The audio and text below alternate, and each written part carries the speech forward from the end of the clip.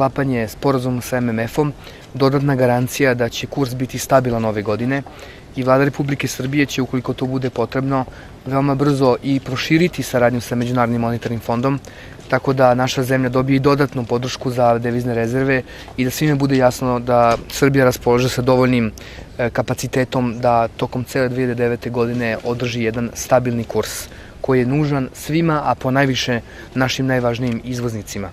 Istovremeno želim da informišem da sam pokrenuo i pregovore sa našim evropskim partnerima, Evropskom komisijom, da uz podršku koje imamo i koje možemo proširiti za devizne rezerve, da dobijemo takozvanu makrofinansijsku podršku Evropske komisije.